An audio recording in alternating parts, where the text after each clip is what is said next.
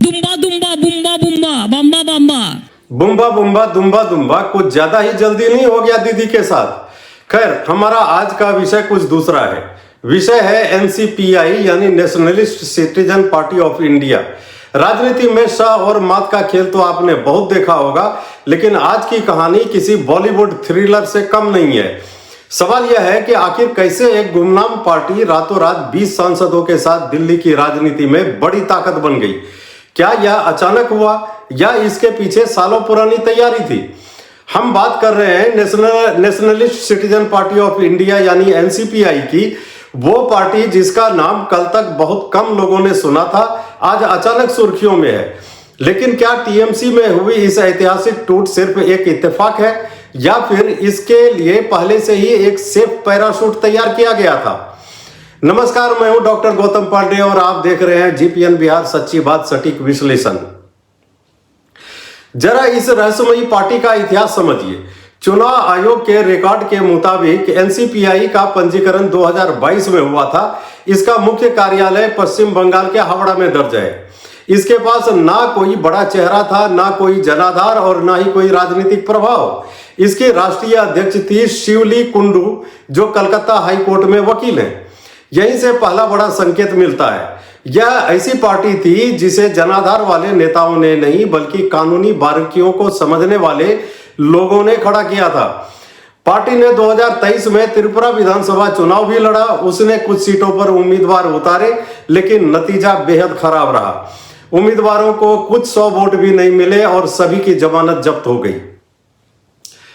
चुनाव खत्म होते ही पार्टी लगभग गायब ही हो गई। अब सवाल उठता है कि जिस पार्टी के पास ना जनाधार था, ना संगठन और ना ही राजनीतिक वजूद, उसी पार्टी से अचानक 20 सांसदों को इतना प्यार कैसे हो गया? यह कोई इत्तेफाक नहीं था, यह एक सोची समझी कानूनी व्यवस्था थी। अब आते हैं इस पूरे खेल के सबसे अहम हिस्से पर। अगर इन सांसदों को ममता बनर्जी से बगावत करनी थी, तो इन्होंने नई पार्टी क्यों नहीं बनाई? जवाब छिपा है संविधान की 10वीं अनुसूची यानी एंटी डिफेक्शन लॉ में। 1985 में बने इस कानून के मुताबिक अगर कोई सांसद अपनी पार्टी छोड़ता है तो उसकी सदस्यता जा सकती है। लेकिन इसी कानून में एक अपवाद भी है। अगर किसी दल के पास कम से कम 2/3 सांसद हैं और एक साथ टूटकर किसी दूसरी राजनीतिक पार्टी में विलय कर जाए तो उनकी सदस्यता नहीं जाती।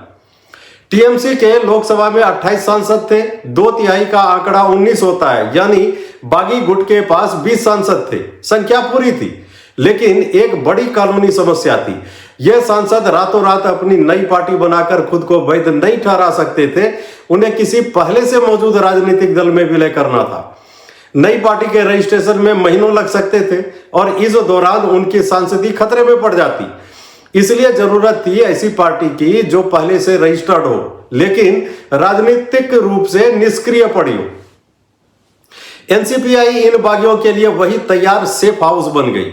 इस पार्टी के जरिए वे यह कह सकते हैं कि उन्होंने बगावत नहीं की, बल्कि कानून के दायरे में रहकर एक वैध दल में विलय किया है।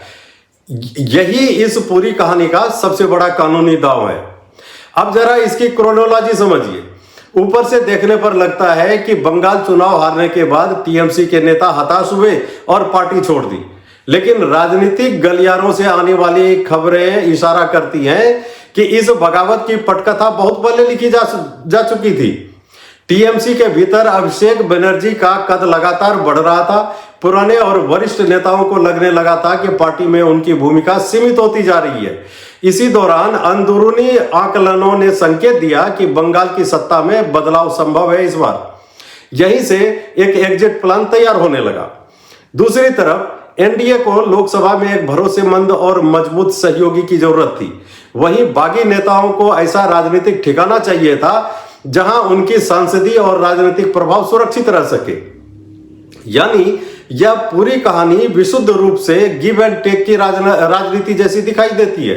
यही वजह है कि नतीजे आते ही बिना समय गवाए ये 20 सांसद पहले से मौजूद एनसीपीआई के बैनर तले आ गए। सुदीप बंदोपाध्याय का यह बयान कि एनसीपीआई अभी उनके लिए सिर्फ एक कानूनी ठिकाना है, इस बात को और दिलचस्प बना देता है। लेकिन कहानी यही खत्म नहीं होती। असली ड्रामा तो अब शुरू होगा। ममता बनर्जी और अभिषेक बनर्जी इस लड़ाई को अदालत और संवैधानिक संस्थाओं तक ले जा चुके हैं। उनका कहना है कि केवल सांसदों के अलग होने से मूल पार्टी का विलय नहीं हो जाता। दूसरी तरफ बागी गुट आगे चलकर यह दावा भी कर सकता है कि 2/3 बहुमत उनके साथ है, इसलिए वही असली तृणमूल कांग्रेस है। अगर ऐसा होता है तो आने वाले दिनों में बंगाल की राजनीति में वैसी ही कानूनी और सियासी लड़ाई देखने को मिल सकती है जैसी महाराष्ट्र में शिवसेना और एनसीपी के मामले में देखने को मिली थी।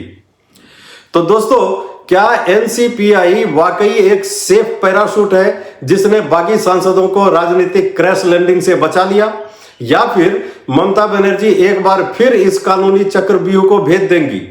आपकी राय क्या है नीचे कमेंट बॉक्स में जरूर बताइए। अगर आपको यह राजनीतिक विश्लेषण पसंद आया हो तो वीडियो को लाइक करें, शेयर करें और चैनल जीपीएन बिहार को सब्सक्राइब करना बिल्कुल ना भूलें। धन्यवाद और मिलते हैं एक नए वीडियो में।